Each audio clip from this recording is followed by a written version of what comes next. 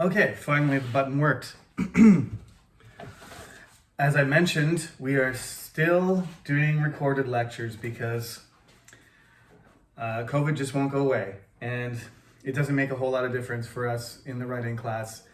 If you feel differently, please send me an email.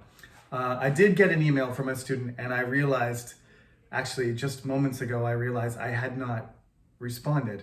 But the student pointed out that I hadn't posted the assignment on the cyber campus. So please, it's there now. And I actually extended the submission date to Wednesday because it was my fault that I thought I had made it available for you to look at and to submit, but I did not. This frequently happens. It was a technical error. So I think it's been corrected. So it's Sunday today, and your homework normally would be due tomorrow. But since I didn't leave the window open, I'll just give you a few more days to do it. If you're just done now, just upload it today, but it'll still be, you can still submit it until Wednesday. I'm just extending it by 2 days. So I apologize for that. I'll be more careful. You know the homework was about those paragraphs, so you got to analyze those paragraphs and provide your reasons why that paragraph is weak or strong. Okay, so finally we're in chapter 2. It's week 5, and we've done one chapter. That's not very fast, but that doesn't matter. We will be jumping around. Eventually, we'll be jumping some chapters, and we'll be jumping over some sections. So it's okay. We will get to the parts that we need to, and we don't need to do all parts of this book. As you know, I'm pretty much lecturing on myself, on my own material, and just connecting it to the topics and to the exercises, but giving you a lot of instruction from my own experience. So this unit, we're going to talk about identifying topics and main ideas. This is the topic sentence chapter, you might call it. The topic is gifts, and I'm going to stick to this, topic for today. We're going to talk about what a gift is and what a gift means, because those are the questions. But in general, what you want to do is focus on how to make your topic sentence very strong. And from there, it makes it a lot easier to make a good piece of writing. If your first sentence is good, then good things will follow. If you have a poor, badly written topic sentence, then it's most likely that you're not going to be able to recover. So that's the first thing that any reader, including a professor or an evaluator or a recipient of a letter, is going to look at. They're going to look at the beginning, and if it starts badly, that's an indication that things aren't going to go well after that. We're going to do some sentence. We're going to talk about conjunctions in this chapter as well. So writing topic sentences, how to use conjunctions. Those are the main things that are in this chapter. So I want to talk about gifts, and I'm going to give you an assignment. I've written it up here. This is your response paper for the first half of the term. We don't have a midterm in this class, as you know. There's going to be regular assignments in this class and the response paper there's going to be 2 response papers submitted, and they're sort of instead of a midterm. We do have a final exam, but the midterm isn't really fair because we really haven't covered enough stuff to do a proper midterm.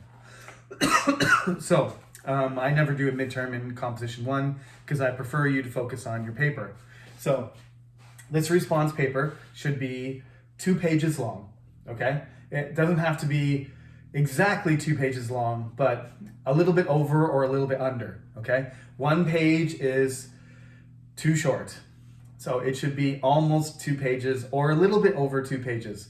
1 is too short, 3 is too long, okay? But there's a little bit of flexibility there. So anything over 1.5 pages to 2.5 pages is the length I'm looking for, okay? Everybody always is worried about exactly how long it is. I'm not gonna, you don't have to get it to an exact length. I'm not a newspaper who wants exactly 554 words, to fit into a certain part of the newspaper. So just the range, we'll just say approximately 2 pages long, which means a page and a half minimum and 2.5 pages maximum. Okay? I think that's reasonable. So when I say that's what I mean, when I say I want 2 pages, that's what I expect. Okay? If it's 1 page long, then you're going to lose points. And if it's 3 pages long, you're going to lose points. Both. This will be due in 2 weeks, 2 weeks from Monday. And that will be April the 18th. There's a possibility that we will be in class that day, which will be nice. If that happens, good.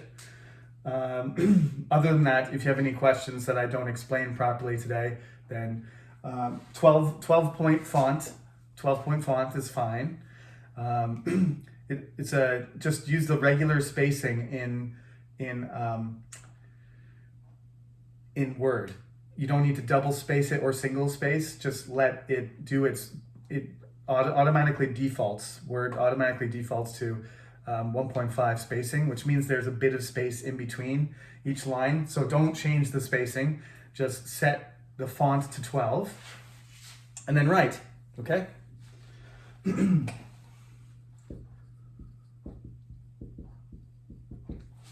Off you go. Now don't use any weird fonts though. If you use some weird font, then it's gonna be too big or too small, but just use regular 12-point font, whatever, the Korean default thing is, like Magun or Times New Roman or something like that. Nothing crazy, just normal font, please. So the topic that you're going to do is going to be about gifts. And as I said before, what do you want to do? How are you going to approach this paper? Well, let's do what I suggested. Let's use the 3 Ds of academic writing. You're going to use your 3 Cs when you write, but before you write, what you need to do is define what you're talking about. So what is a gift? Let's start with that. What is a gift? Another word for gift is present. But we're going to use the word gift today. And gifting, it can be a verb and it can be a noun, right? And we have the verb give as well. So you can give something and you can gift something and you can give a gift, right? We have something called regifting as well in English, which means somebody gave you something and you didn't really want it. So then you wrap it up again or pass it along to somebody else. Most people think that that's not good manners. So even if you don't want something, but honestly, if somebody gives you something and you never use it, and then you want to give it to somebody else, give it to somebody else, but you shouldn't pretend it's new. Even if you didn't use it. If you just take the box and say, oh, thank you for this, backpack. And, but you never use it. And then you say, oh, happy birthday, brother. I bought you a backpack. And they're like, oh, that's a really nice backpack. Thanks. I don't know about that. That seems like you're getting away from the essence of giving, isn't it? A person, you can also say that a person who is giving. What is a person who is giving? What kind of person is that?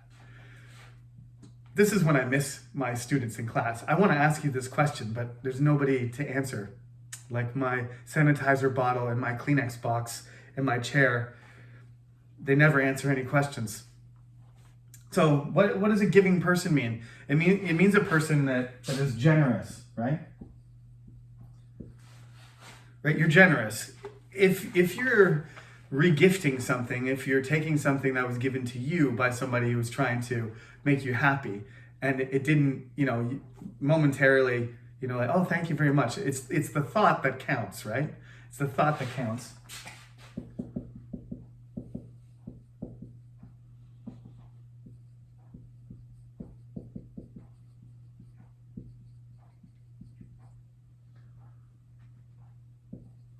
The thought that counts, not the actual thing. It's the thought that counts. Then you might argue that regifting is okay because you're really it's about, thinking about the other person. It doesn't matter what the thing is. Didn't matter where it came from. But I think my family and a lot of people where I'm from, there's certain things that become more valuable gifts to you no matter how useful they are or how much you like them. Like, for example, if you make something yourself, right? If you make, it doesn't matter if it's food or it's, you have some sort of skill. You make something out of wood, you paint something that it's better if it's cool and it's useful, but it doesn't matter if it's just something heartfelt, right? It's like getting a card from somebody. If they buy it from Daiso and they give it to you, and it's like, oh, thank you for giving me a card. But if they make a handmade card, it's very artistic, and it took them 3 hours to make it, and it's a beautiful card that they put all the colors together, and it's got all these messages and little pockets in it and stuff like that. I've gotten cards like that before, and like, I love those cards. I have some of them. Handwritten, personal messages, and pictures and decorations and effort, right? That's a gift that's more valuable to me. And it has nothing to do with, doesn't even have anything to do with time or money or skill. It has mostly to do with effort. You can tell the person thought about you, and this is a demonstration of their thoughts. Does that make sense? So regifting is really like the bottom level, the bottom level of the type of thoughtfulness, right? So it's not just about being generous, because generous people give like big gifts, right? You were so generous, you gave me, a new car, right? And this other person made me a handmade. Now, that's a really extreme example. Let's not use that. Let me just say, somebody bought me a book. Somebody bought me a book, which I love books, so that's a good gift. But the book cost Iman Wan, okay? And I'm gonna read the book and I'm gonna put it on the shelf. And somebody else made me a handmade card. Which one am I gonna prefer? That's a tough call there because they didn't make the book. I enjoy reading the book, but it's not their book. There's nothing in that book that's from them. It's just, it's not just, but it's them being aware that I love reading books. So they bought me,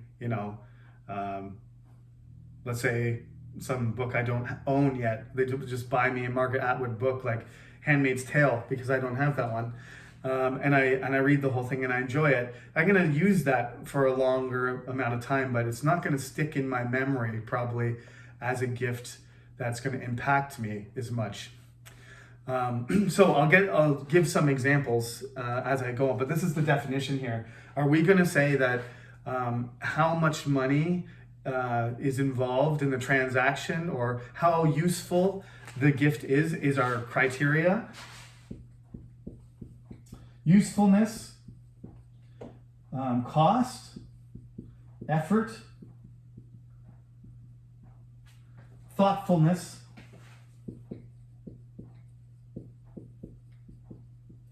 some of these things are not easy to quantify. Like you can't really say, oh, this is a 5 and this is a 10, and it's difficult to compare them. But they're ideas. They're ideas. Like, what is the essence of gift giving? What is the essence of it? To me, the essence of giving is actually having no interest, no self-interest. And I read a philosopher named Jacques Derrida wrote this, essay about the gift. I think it's actually a book. He was pretty detailed in his deconstruction of single words and concepts. So I believe it's like a short book even that he wrote. And I read part of it. It's very hard stuff to read. He's a French philosopher, so I believe it was written in French first, but there's English versions of his stuff everywhere. So Derrida said, a real gift actually it doesn't exist. Only something supernatural would really be able to give a gift, right? Without expecting anything in return. But you do, right? When you give a gift, you do expect something in return. There's an exchange. There's recognition, right? There's happiness and love, and there's satisfaction. Even if you give a gift, he says, even if I drop off a gift to somebody and I don't put my name on it, I do it in secret, and I leave the country and I never come back, I know, I have a feeling that person has got something positive from it. That changes me. That changes me. I can't avoid that I've given the gift. As soon as I've given the gift, I get some satisfaction from the action. And that's the very, minimum amount of investment you can make when you're giving a gift. That sounds fairly philosophical. You don't need to go that far, but that is what we call altruism, which is the idea that you do something for somebody else without expecting anything in return. But practically speaking, this is a philosophical idea that people would do things without any self-interest, without any benefit at all. But we all know, we all do things and we get some effect. There's some kickback to everything we do. And that's, human beings don't invest things. That's not the way evolution, that's not the way we're built. There's always some sort of, what goes around comes around. If you drop off, a gift if I drop off a gift to a Korean person and then leave Korea and go to Canada and never come back, someday there's going to be a Korean person in Canada who drops off a gift to a Korean person and then they leave Canada and come back to Korea. It's going to come around. What goes around comes around. It's kind of, that is how things are networked. We think they are, but there's certain evidence to that in our development as human beings, that we do invest in our society, and that there's a benefit for all of us. If we all invest in society, if we all invest in human beings, then there's going to be a net benefit, and that helps all of us survive. Therefore, we're helping ourselves. Okay, so that's how you approach defining things. We got a pretty good idea about what gifts could be like, how they function, right? Now we can get to some more simple questions. Now that you have this, definition of, how gifts might work, how they might function, now you can talk about things more specifically. Like, once you decide what kind of approach you're going to take. This is kind of like what we call in academic terms the theoretical framework, okay? Now you can take any approach you want. You can talk about, materialist, all right? Something actual, how much its value in money, or you can talk about its usefulness, its function, right? Utilitarianism, materialism, effort. You're gonna talk about how much the person is, sort of ethically involved in the transaction. How much are you going to expect, right, out of your friendship, right? That's how much they're going to contribute to invest in your friendship. Generosity, is that related to proportion? Like, if I have a lot of money and I give a lot, and I have a little bit of money, then I give a little. Is it some sort of proportion, some sort of scale? Socialist. And thoughtfulness. It's like, is it about sensibility? You just have to know the person. You have to know what they like and they don't like, and pay attention, right? And make sure you express it. All of these things are true. All of these things are important.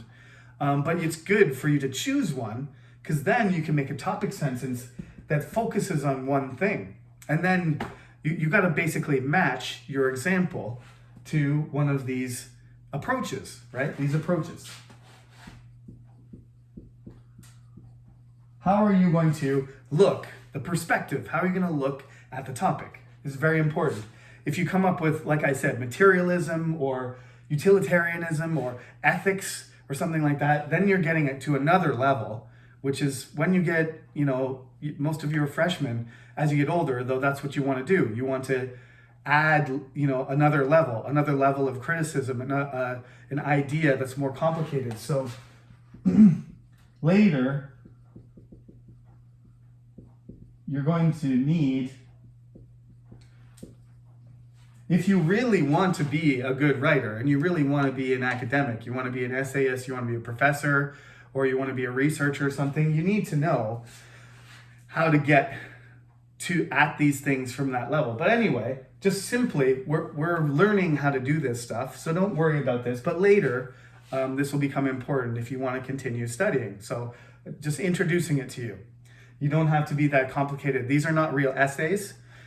Notice it's a response paper. So your response to the topic is what I want. I don't need you to write a real essay. That's not important yet. Later, you can learn how to do that. So when you're thinking about your example, once you've got this and you've figured it out, you've defined it, and then you've talked about it like we have debated it, right? Now you're going to get ready to choose one and then argue that this way of looking at a gift is important, or this way is necessary, or this way is the best way, or this is what, maybe you might even argue that it's not a good way. You might have a critical point of view if you want. It doesn't matter. But you're going to have to take an example and you're going to have to make that example match. So when you're considering the example of your gift, after you thought about how you're going to talk about it, you have to go, who gave you the gift? When did they give you the gift? What was it? And what was your response to it? Okay? So maybe you don't want to choose your perspective yet. Maybe you've defined it already, and now you're going to go forward and think about your example, and then you're going to come back to the definition and you're going to say, okay, my example, the thing that made me remember my example and be interested in it, the reason I chose this example is because it was useful. Okay, so I'm going to right now give you 2 examples of mine, and then I'm going to link them to aspects here, okay? So I'm going to say, my first example is going to be the good one. My first example is when this is a memorable gift. This is a good way to frame it. We haven't talked about topic sentences too much, so let me give you a little bit more guidance before we start here. Let's make the topic a little bit more specific and say,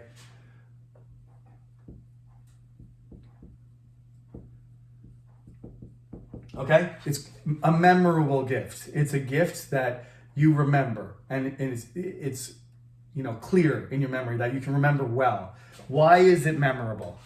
Okay, I want you to choose one of these things, and I want you to connect it to the facts that it's memorable. So your memorable gift is going to be, your topic sentence is going to be, the most memorable gift I've ever received was this, because I thought my parents were so generous to me. I thought my boyfriend gave me something very thoughtful. Or my sister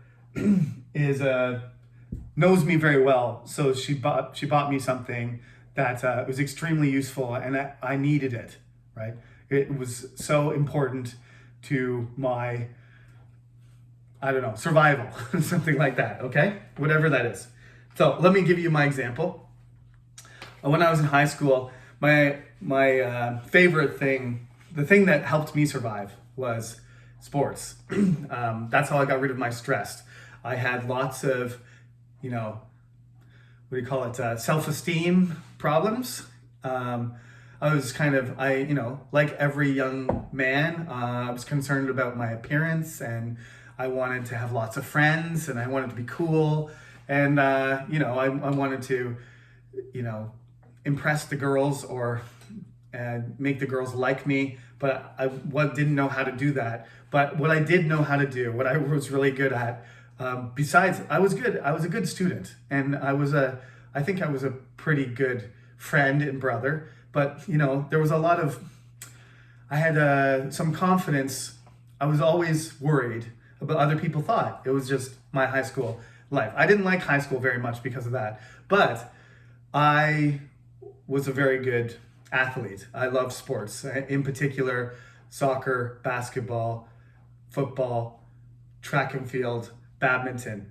Were among the teams that I played on. I was the athlete of the year in my school, so I was interested in a lot of sports. But I lived in the countryside, and soccer, there was a soccer field that was pretty easy to get to. Badminton you could kind of play outside. It wasn't that easy to play.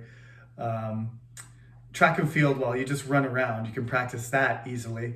Most of the sports were fairly easy to play, but the sport that was difficult for me to play was basketball, and my father is a huge basketball fan too. So that's why I really wanted to play basketball. So for my 16th birthday, what happened was, this is the reason that this gift was the most memorable gift for me in high school, is because that of usefulness. Okay, the usefulness of it was the main factor, but there additionally there was a part of the story which made it even more enjoyable to receive the gift. Okay, so it's memorable because of the usefulness, but there's another thing about it which I think is a very important thing to not expect. And this is on the recipient side, right? When you're giving a gift, you have to consider this. Some people just don't like surprises. Like, I'm married to somebody who, like, when I try to do surprises, they try and find out what I'm doing. They're always worried that, like, I'm trying to make something happen. Like, well, what are we doing today? I'm like, don't worry about it. I have something planned. You can just wait. But some people just can't handle surprise. I love surprises. If you surprise parties, surprise gifts, surprise anything, something good that I didn't expect, that's my favorite thing. So this combination of somebody creating a surprise and giving me something useful is my favorite.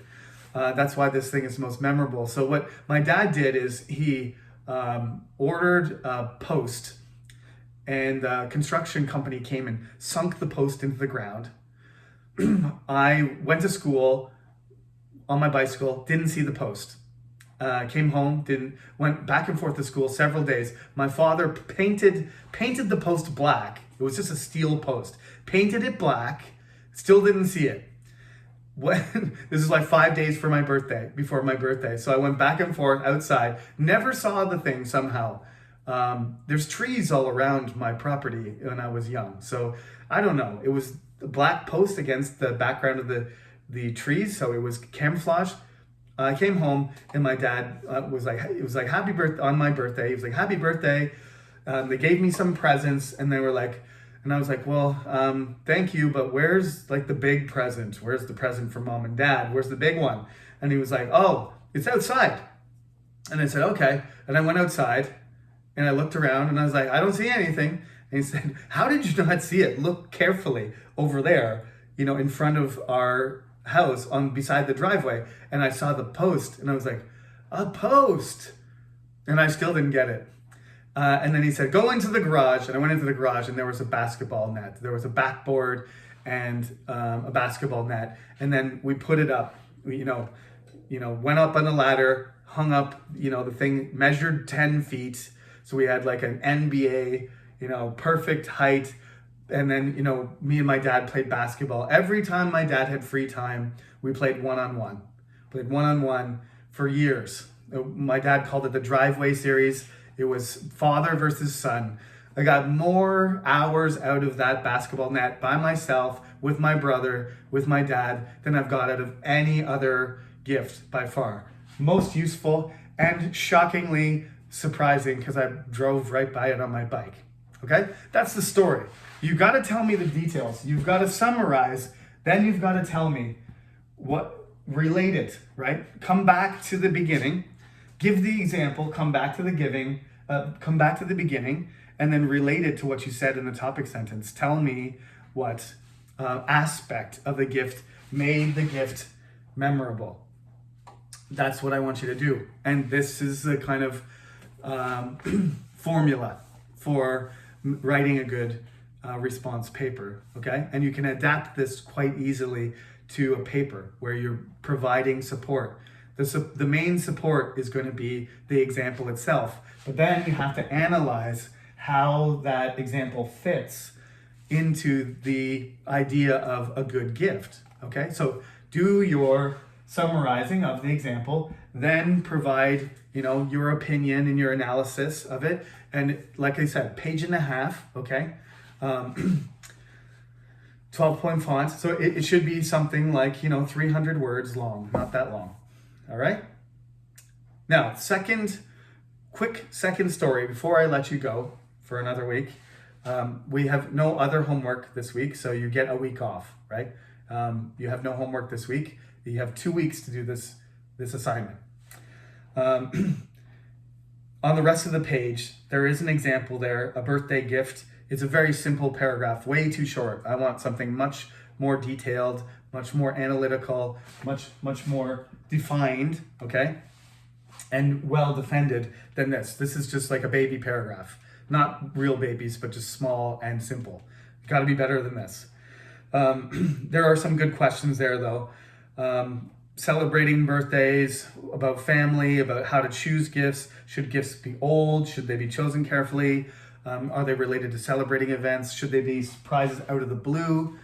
When I was young, this is to back up my interest in surprise. This is really quickly what happened at Christmas. Christmas is a situation where you know you're getting gifts, but you kind of give a list, and your parents or your friends or whatever. But when you're young, your parents, you give them a wish list, and then they pick something from it.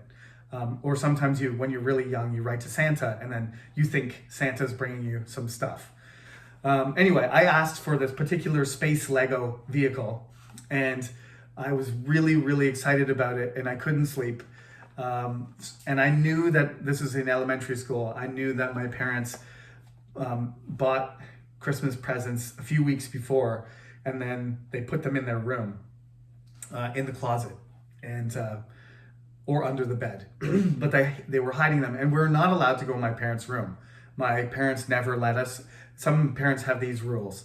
My parents, we were not supposed to go in my parents' room. It was their space. So I went in my parents' room when they were not around, and I looked in the closet where I was not supposed to be. I was doing something illegal. And I opened the closet, and underneath a bunch of stuff and clothes, there was this spaceship, that I had been super excited about. And I was like, there it is. Oh my God, they got it. They got my Lego spaceship. This is me when I'm like grade 2, 7 years old or 8 years old. So I left. I put everything back, and I closed the closet, and I left. And my parents never knew that I saw it. And it was about 2 weeks before Christmas, I think. I can't remember, but it seemed like 2 years. Every night, I had to pretend that I didn't know, but it was worse. It was worse because it just seemed like time was going so slowly. And then when I finally got to Christmas, everybody opened their present like, wow, yeah. Oh, thanks, Mom. Thank you, Santa. This is great. And I was like, shh, oh, this spaceship, I didn't know. This is such a surprise. And then I did. I mean, I enjoyed it. I was so happy to have it finally, but the feeling was totally different. I was like tortured for 2 weeks, and then it was more like relief instead of like joy. It was just like, oh, thank God, I don't have to like wait any longer. It was not good. So I thought to myself, I'm never going to do that again. I'm never gonna try and find out what my present is. And in fact, I became, as I got older, so I enjoyed the feeling of surprise so much that usually when my parents would say, what do you want for Christmas or what do you want for your birthday, I would say, surprise me. And like, I'm 40 years old now, and when my parents buy me something even though they're in Canada and I'm in Korea, when they buy me something, usually what they do is they just choose something that I think I would like. That's it. And that's what I prefer. I like to not know, because that gives me the most satisfaction, and that's my most memorable experiences. The one where I ruined the surprise, and the one where I was totally surprised by a good gift. Those are my two most memorable things. You're never gonna remember the money, right? Koreans love getting money as a present, like the 10만 won or 20만 won. Just give me, and then it's your mother's birthday. I don't know. I don't like this. It's like my birthday, Changmonim gives me 20만 won, and then it's Changmonim's birthday, so I give her 20만 won, and it's just a cycle of manwons and 20만 wons, right? Like, what's going on here? You're just like in a rotation. You just might as well pass the money around. I should just keep the envelope in my desk and like re-gift it. I prefer real gifts, and my mother-in-law, who I said, Changmonim, at Christmas time, she doesn't give me money because I said like 10 years ago, I said, You can't give money on Christmas. On my birthday, you can give me money, or on a holiday, Korean holiday, but Christmas, you got to give a gift. So she usually buys me a pair of pants. That's what usually I get. But I'm not surprised by the pants, but I don't know what the pants are going to look like. And they're always beautiful, nice pants. So anyway, have fun. Have fun with this topic, right? This writing class is not supposed to be boring. It's not supposed to be painful. I'm just trying to get you to improve your writing ability and to be more critical and to, have a better quality paper in the end. That's my job. But like I said, you see the examples, the stories, they can be fun, they can be interesting. So try and think of something good to write about, and don't be, try and enjoy the process. And it is a bit of a story, but focus on the details and make sure you make everything's organized, everything's logically connected so that I can follow your argument even when you're giving the example. Don't forget that. Okay, that's it. We're going to continue online for a little bit longer. Thank you for listening, everybody, and have a good week.